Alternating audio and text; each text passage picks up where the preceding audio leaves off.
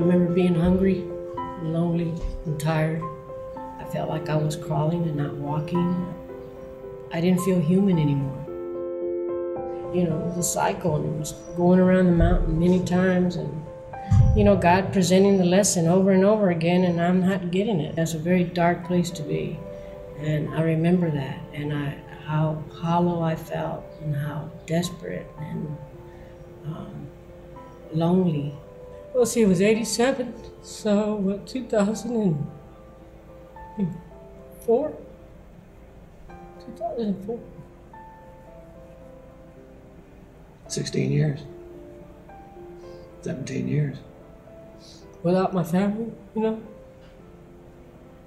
The military, I was a good soldier, though. You know, I remember being a good soldier. I liked the Army. I liked what I did.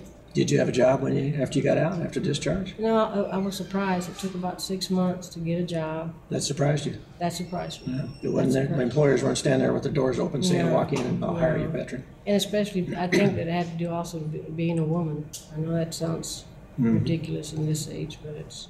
Were there any support systems out there for a woman veteran that you found when you left? No. Nothing? No. That's an awful place for a woman veteran to be in. So we found a group of people and a team who are willing to support and mentor and help heal spiritually these women in this situation. Found great partners with Methodist Mission Home.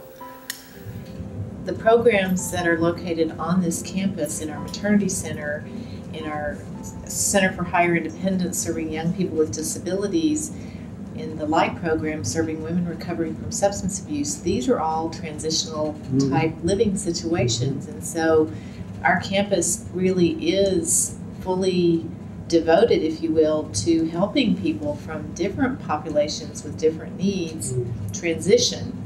The potential for these women to participate in the vocational training that exists already in our sheltered workshop, in our culinary training with the San Antonio Food Bank, and then our soon-to-be-built horticulture training center that can provide not only vocational training, but also therapeutic value for these women. I think to have those services right here on the campus, and like you said, with ready access to a bus line where they can get a job and make it to and from their home, and just building their confidence and their self-esteem to get them to that next point where they are ready to move back into the community. Many social services help women veterans, but they're always treating the symptoms. And we need a place where spirituality is intentional to treat the sense of person. But for female veterans especially, I think spirituality will shape and form a woman to be able to be empowered.